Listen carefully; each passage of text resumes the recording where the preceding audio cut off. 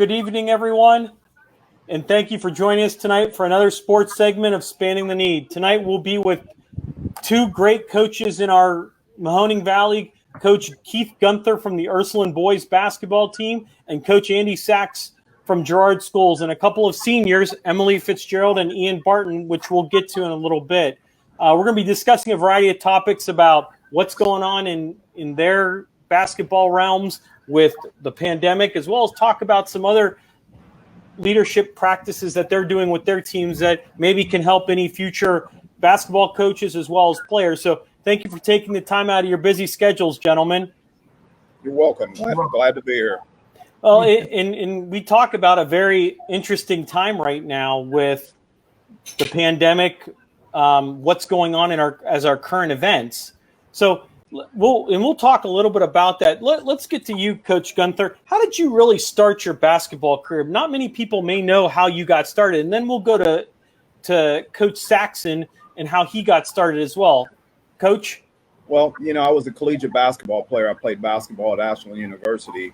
And then when I came back to the area, I coached 7th and 8th grade junior high basketball at La Brea, which was my alma mater. And then just happened to be playing ball up at the Newton Falls Park one day, and me and Roy Simback got to chatting, and he'd asked me if I'd be interested in helping out, and inevitably I ended up getting hired by Roy. I worked with Roy for about 6 or 7 years. During that time, we won 3 district titles, and I was very fortunate to be educated by a great coach like Roy. Inevitably, the year we upset Ursuline, a couple of years later, I ended up being the Ursuline boys basketball coach. And, I got to take my hats off to Roy and a lot of other people, Larry Seifert and the La Brea administration, that actually got my foot in the door as far as coaching goes. Well, and that's a great thing. Like, you've been around the systems, so from Roy, now he's at Newton Falls, and your home alma mater is La Brea, and I think it feels special when you go back to La Brea. Does that feel special when you go back and play him? I mean, it's a great feeling, when you've been coached by somebody like Roy, and then you get to go back to your roots and play at a school like La Brea. And I've actually had the privilege of playing Roy on a couple different occasions, and I've got him a couple times. I think the last time we played us, he spanked us pretty good though. Semi. So, he's got the upper hand. It's the student teacher motto. He was a great teacher. He was a great mentor. And I'll be honest with you, primarily most of my high school basketball coaching success really goes out to Roy Simback. And everyone has a special story that they tutored them up. And Coach Saxton, you almost have a similar story. You're kind of been around a long time. You've been at a couple different programs, but you've been coaching for, I think, 400 wins. 400 wins in that. Huh? Yeah, a few wins here and there. Yeah. So how did you start your basketball coaching career? Well, actually, I started as a senior at Girard. I coached the little Pee-wee kids in 4th, 5th grade basketball. And then I went to YSU. I played baseball at YSU for Don Roselli, the great Don Roselli, I might add. And then I got back into coaching. I was coaching baseball, football, and basketball. And, basketball seemed to be the best fit for me, basically because of the weather. I mean, playing or coaching baseball and softball was just, it's around this area, it's not bad. So I stuck with basketball. So then I became the assistant coach in 84, 85. Then I became the head girls basketball coach in 86. And I've been the head coach at Girard for close to 37 years. And I think that's what I'm most proud of. Being at the same school for 37 years, that's unheard of nowadays. You either get non-renewed or you move on to a better situation. But I've always believed, there are years where we're not going to be as good, but we will always come back. And 37 years as a head coach at the same school, I think that's, I'm proud of that. Well, and I think it calls the determination of what you can do over those years. And Coach Gunther, you've been around quite a bit too. So you've seen a very different change in how basketball is played, from the slowing it down to the up pace for boys, and Coach Saxton the same way with you. So how do you change your philosophy now because of this pandemic? You can't talk to your players in person. you kind of have to keep them on their own check. And we'll talk to Emily and we'll talk to Ian here a little bit about how they're dealing with the pandemic and how they're preparing. So how do you change, and we'll talk to Coach Sax real quick, how do you change your momentum and your change because you can't see or put them in the gym? Well, actually, we started yesterday. We're actually allowed to come into the gym with certain stipulations. I mean, the girls have to enter in different doors, and you have to group them in like whatever, 2 groups. We have 2 gyms, and they come in and we have to take their temperature. We have to go through a protocol, and then they have their own little self space in the gym, and they have their own ball, and we sterilize everything before, during, and after. So it's kind of, you know, you want your kids to be working together, you know, good camaraderie, but it's kind of tough because they're separated, especially with girls, because they like to sit and chat and talk to each other. So like you tell them, like, spread out. You're too close. You're too close. So and then when they leave through separate doors. So it's a big change for now. You know, hopefully things get better. What about you, Coach Gunther? You got to change as well. I mean, because you haven't probably they haven't been in the gym and they just got in this week. Yeah, and it's tough. We're going to have to adapt. We actually will be starting up on Monday, but it's like anything else. It's like right now, nobody has an advantage over anybody else. So we're all starting from square one. This is all new to us. You got to figure out what works for you. You got to figure out what works for your kids. I think the biggest thing that we're going to have to realize is that we're going to have to adjust to some things differently than we have in the past. And you got to figure out what's going to work individually for your kids. Whether it's, right now we got we got 8 guys that'll be coming in on Monday. They'll be coming in 3 days next week with the stipulations by the state, of course. But then on the side of that, it really boils down to what your kids are doing individually outside of what you're having them do. And for the teams that are going to be good, it's going to be because of the kids that busted their butt and worked hard outside on their own.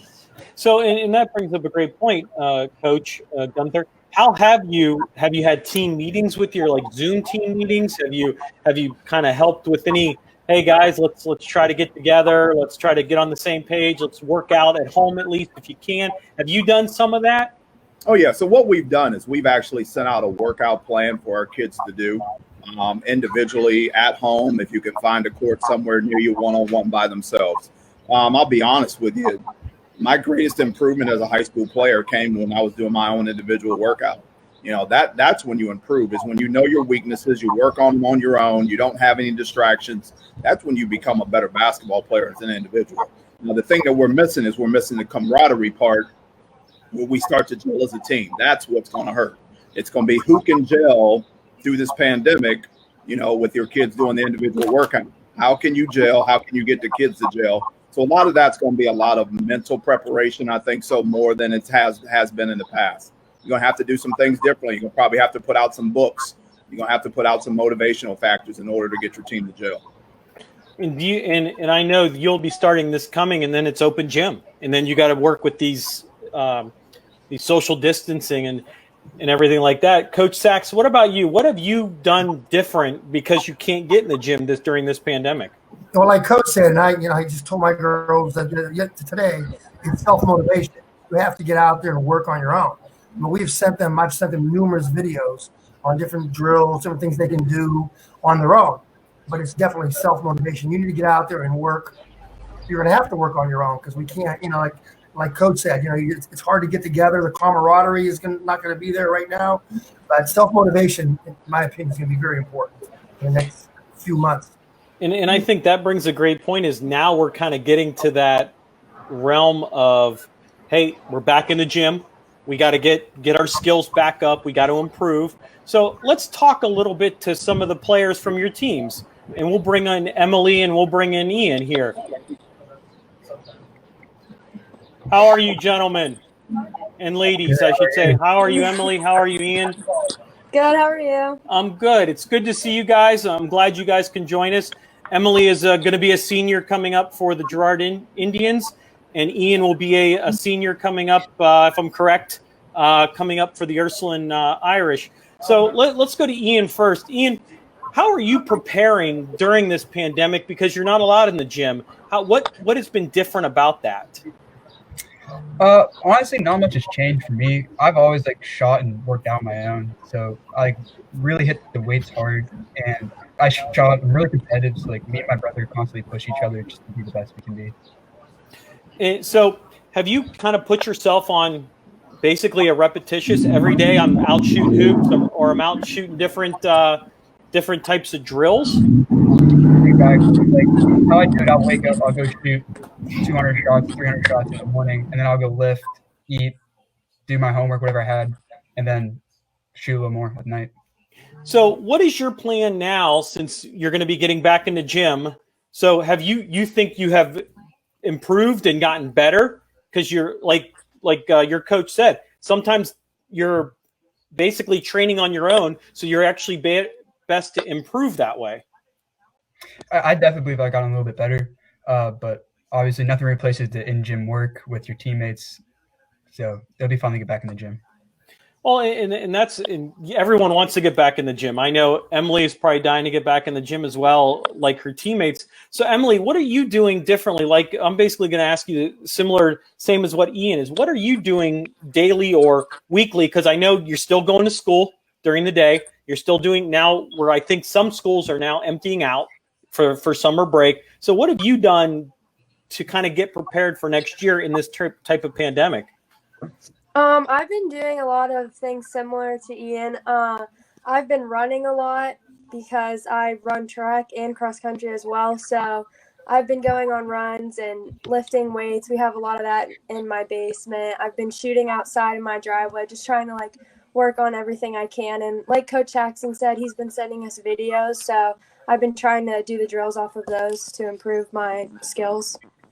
And so, same thing. Have you've seen an increase in your skills that have improved? Because I know you probably want to get back in the gym and get kind of organized, correct?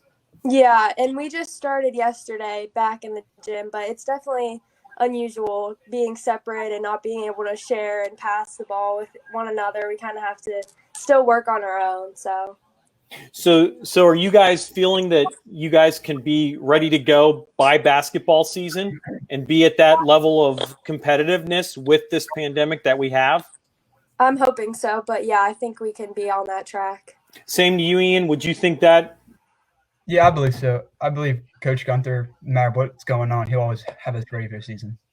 And I appreciate your honesty and having you guys on, and I appreciate the coaches for bringing you on. Is there anything you want to add or talk about, Ian, that you'd want to share about what you've experienced during this pandemic?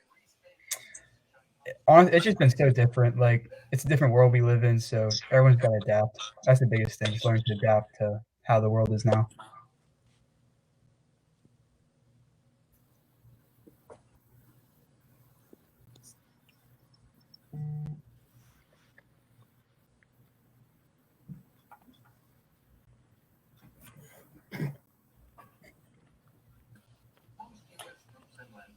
I'm sorry, I must have not. Can you hear me? Yes. Okay, I'm sorry, Ian. Could you repeat that again? I think my system just went haywire. No worries. I just said the biggest thing during the pandemic is just learn to adapt. It's completely different. This has never happened before. No one knows how to handle this, so just gotta roll with the punches. I appreciate that. And Emily, anything you'd like to add? Kind of what you've learned during this pandemic? Anything that at all that you'd like to share? I think the biggest thing so far has kind of been motivation. Without your coaches and teammates around to push you to be better, you have to do it for yourself. So I think that's one of the biggest things that I've had to work on. Well, I appreciate you guys taking your time out of your busy schedules to join us with your coaches. You have very good, talented both coaches that have a lot of experience and a lot of depth in the game of basketball. So I appreciate you guys taking the time to come on.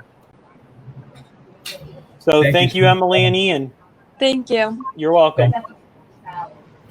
And we just heard from two seniors from both your squads who feel that you're going to be ready for the season.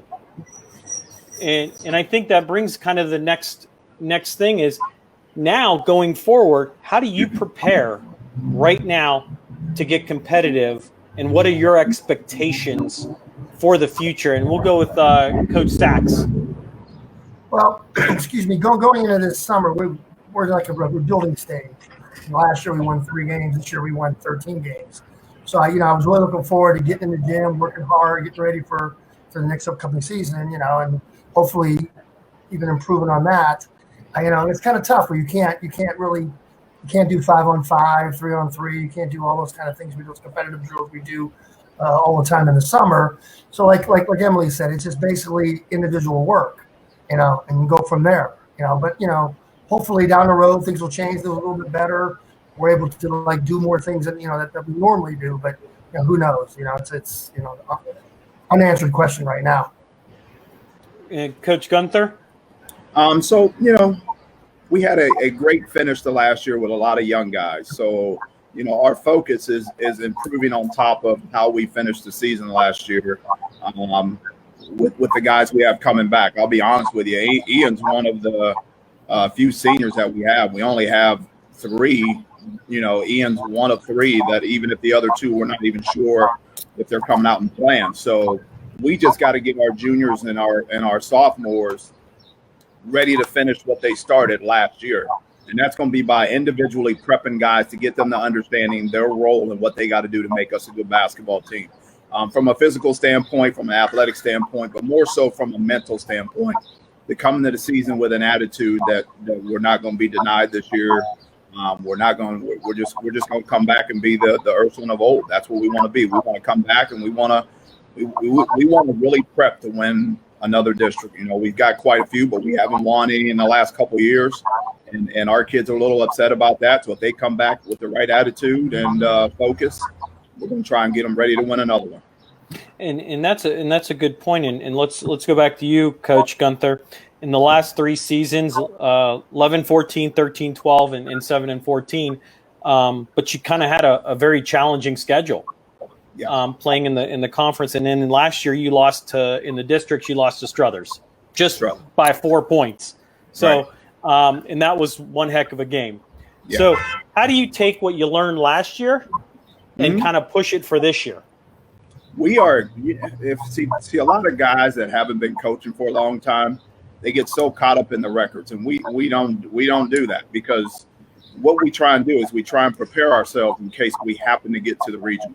So I've never looked at records. I've never been a fan of that, because the issue is, if you look at our schedule and the teams that we play, there's a lot of teams on there that we're trying to prep for one reason, and that's in case we get to the regional. So our motto is going to be to take what we did at the end of last year with playing, and people don't realize we were playing 4 sophomores major minutes, a stud freshman major minutes, and some juniors, and with a couple good seniors. But our focus coming back is with that group of sophomores, the freshmen, and a couple juniors we got coming back. And, we should be knocking on the door for the next couple of years. There's no question about it. So if we're not successful, look at me. That's the problem. So it's reality. Well, I'm not going to say I'll let your players say look at you on that one. But you do have a point. And sometimes some people don't take the edge at, hey, we need to play better. We need to improve. So in going to Coach Sax, Gerard, last year, the last 2 years, you've had up and down seasons. And then this past year, you had a 13-11 season that really culminated with a great season. You had a very tough schedule compared to the Northeast 8, which is loaded from Poland to South Range girls. So you're playing in a very difficult conference, just like Coach Gunther is. So how do you look at that and kind of say, you know what, hey, let's learn from what we did last year to improve this year? So what do you take in the momentum going forward? Well, we always call it a rebuilding. I knew we were going to struggle in the last couple of years, because we're going to have a tough conference. You got to play Poland twice, South Range twice, Struthers twice, McDonald. So that's kind of tough. Excuse me. But we won only 3 games, and I said, just stay motivated, work on the things we need to work on. We won 13 games. And I said, I just told them today, I said that in order to beat the Polands, to beat the South Range, there's things we have to accomplish in the next so many months. We have to get better at our weaknesses in order to compete with those 2-3 teams. So hopefully we can work on those kinds of things in the off season. but it basically comes down on, like I say, improving on a few things, and I think we can actually compete with the big girls, I should say. Well, in lately, OHSAA every couple years is redistricting schools. I mean, they're moving certain schools down, moving them up, depending on the Cleveland district, the Struthers district, or even the Warren district. So, and those, I think, play a key role in who you play every year, because you want to play those teams that are going to be tough, no matter if it's a D3, D4 type of mentality, from a Cornerstone Christian to a Canton Central Catholic girls, who's always good. And like you said, McDonald is always good. So what do you do? Do you do anything differently to prepare for those types of teams, or is it every game is different or the same? I'll go to Coach Gunther on that one. Well, yes, we all, in preparation, I mean, in reality, every game is a different prep game. And, we prepare and practice daily on certain things, but then we break it down to an individual basis of how we're prepping for certain teams. I'll be honest with you. We've been prepping for Struthers and Cheney as a staff and as a unit already, because we know those are the two teams that seems to beat. They both got players coming back that are really talented.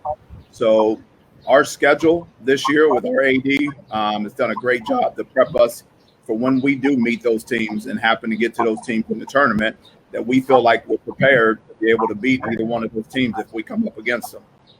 We know Poland's going to be coming back. We know Cheney's coming back strong. We know Struthers is coming back strong. And, right now, those are our focus teams. But as the season progresses and you watch some of the other teams in our district and you watch them improve, you got to start to prepare for those other teams. So, you can start off early in the season and say you're prepping for it. But as the season progresses, you got to figure out who the other teams are that are going to be pretty talented and start prepping for them also. What about you, Coach Sax? Same question to you. How do you prepare? Excuse me. We prepare for I have a great coaching staff. And Jack Boardman is my assistant. He does a great scouting report on every team we play. And we send videos to the girls to huddle. We'll send them 4 or 5 videos on every team that we play. And we practice against them. We have a scout team that actually does exactly what they do. So every team we play, we prepare really hard. And then I'm real happy with our preparation. I mean, our girls, when they go onto the court, they know what they're going against, and they know what the other teams do and what they run. And we do that through video, we do that through practice. And that's one thing I will say. I have really, really great staff, and they prepare the girls really well. Well, and I have to ask this question, and any one of you guys can answer this. We talk a lot about how much prep and how much time during the season that you coach during the week, during the season. So in an average work week, that not your full-time job, if that's teaching or how many hours do you normally put in just in preparing and coaching during the week, during the season? I'll go to anyone at Coach Sax. Well, besides our practice prep, I watch tons of film. Having huddle now is awesome. Back in the old days, we had the old millimeter films we had to go watch. But I get on my film. It'll be 10 o'clock at night. I'll put on a film with Struthers and watch the girls. Just constantly. There's no time limit. It's constant. From the time we start to the time we end, we're all evaluating, watching film, just to pick up a little thing. I'll watch a team 5-6 times before we play them. And I want to know all their tendencies. And then, like I said, I send it out to the girls. And, it's a lot of hours. I can't even measure how many hours we put in watching film at least. And then we go scout. We go out and watch them. I like to see a team play at least one time. In this, Coach Gunther? And he's right. You can't put a time frame on it, but you figure we put in minimum of 2-hour practices a day. Like he said, we watch film every night. You're scouting. And if you're really doing this the right way, the time is nonstop. Because, throughout the day, even though you're working, you're thinking of what you got to do to have a better practice and what you got to do to prep for a game.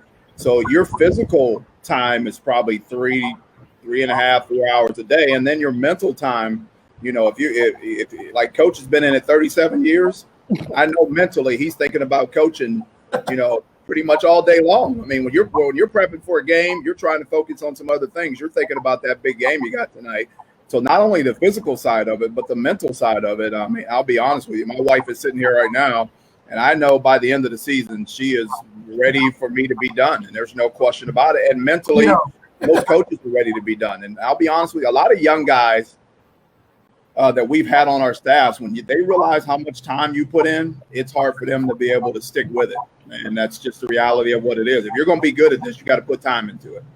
Well, and I think that brings up a good point. And I'll ask Coach Saxton now, just to, I hate to do this, but to age Coach Saxton, we had Coach Collin from Boys South Range on here, and he had 46 years under his belt with 56 assistant coaches that are now head coaches. So I will ask the same question to you, Coach Saxton. Do you enjoy what you do for that many years, day in and day out? Oh, yes. I mean, coaching to me is it's my life. I've been doing it since I was 17 years old. And then people always ask, when are you going to retire?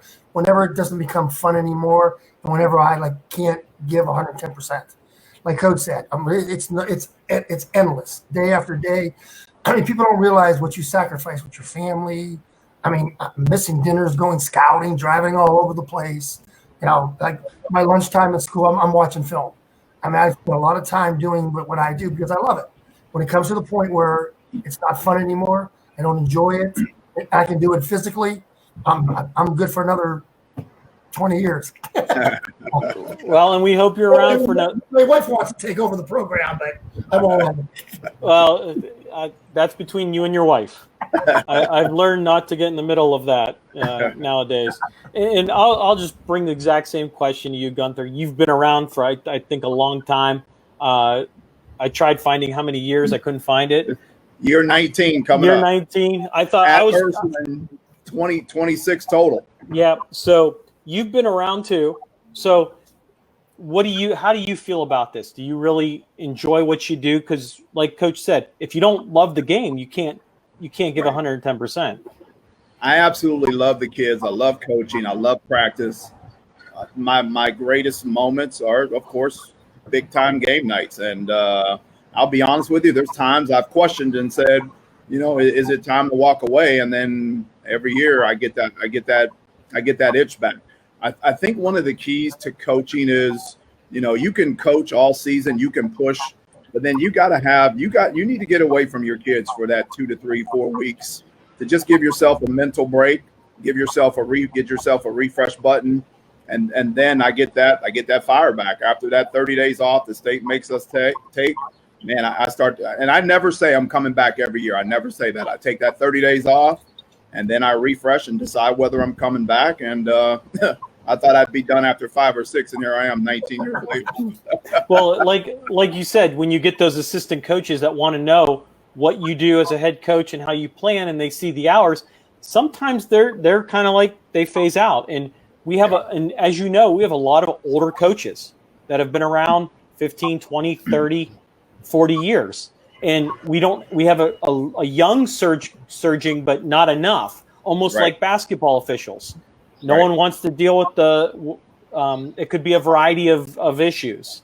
So, I mean, I know from the two of you, because you yell at me when I'm running up and down the basketball court. That's our job. We got to yell at you. And I have no problem with it as a basketball. Huh?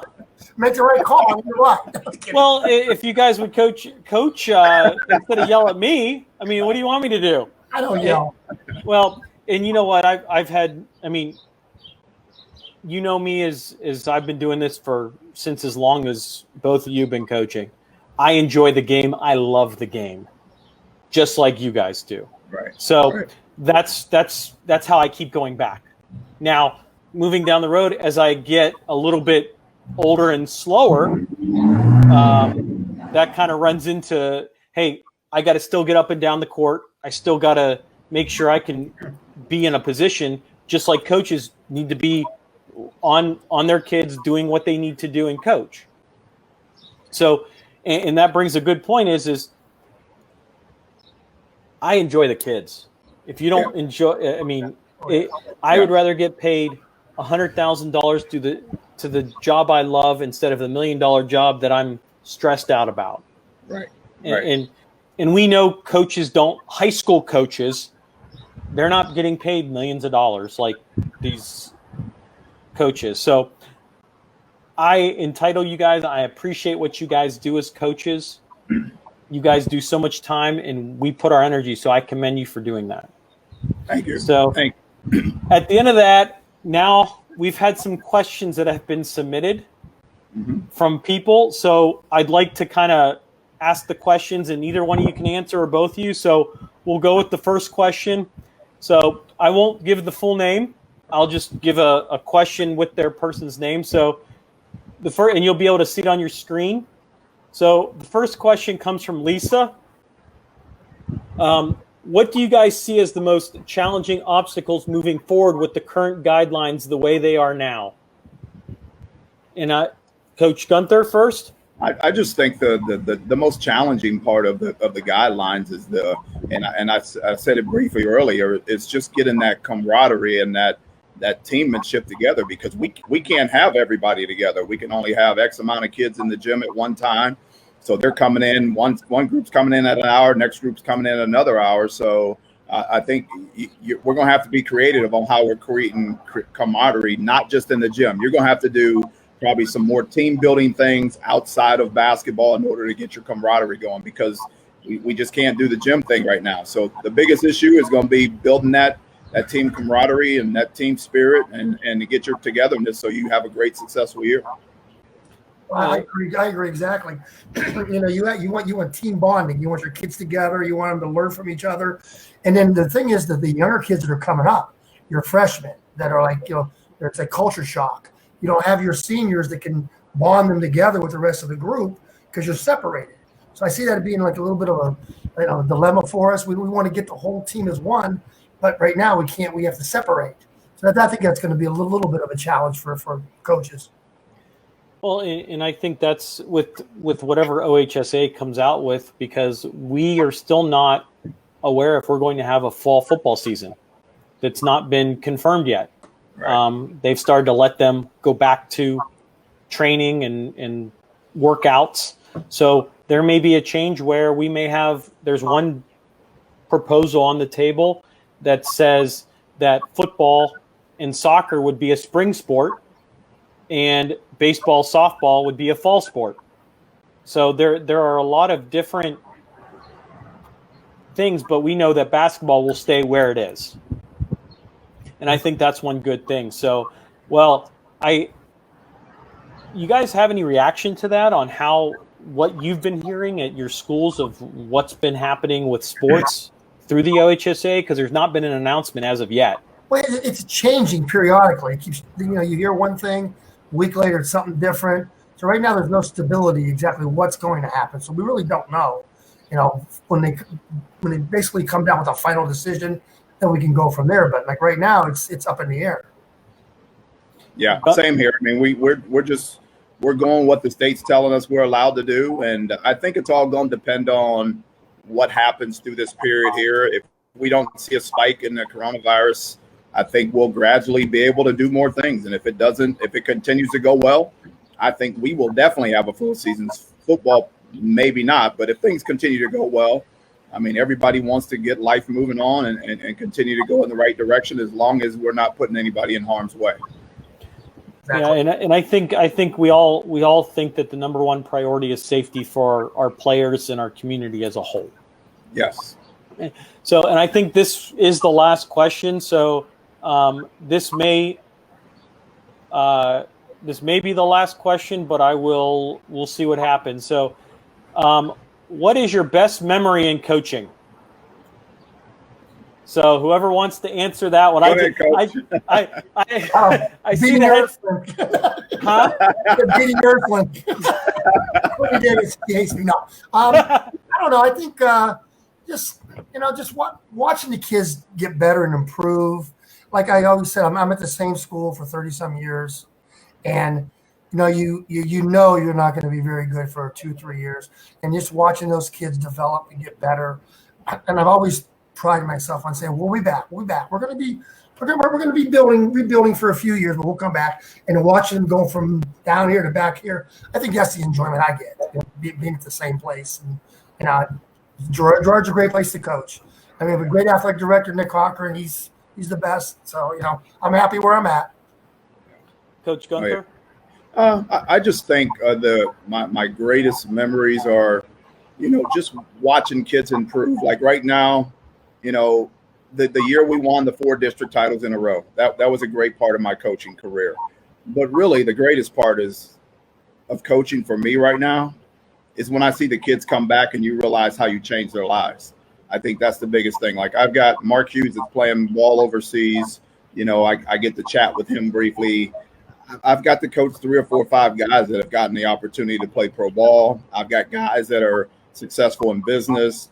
And when they come back and tell you the impact you had on their lives, that's the greatest part of coaching.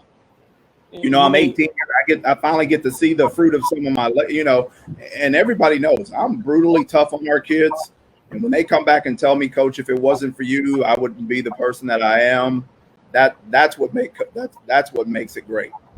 Well, in between the 18, 19, 20 years that you have and the 30 some years that Coach Sax has, I think you guys have really meshed a lot of great players that turned out to be great women and great men now doing things better in their communities. And I think that helps when you have that experience to do that and you can look back on that. So, but I appreciate your guys' time and energy today or tonight for joining me. So thank you for joining us for another episode of Spanning the Need. Tomorrow night we'll have Mayor Catherine Miller, the first female mayor of Struthers, Ohio. Be safe and have a blessed day. Thank you, everyone. Thank you, Ian. Good night. We'll see you.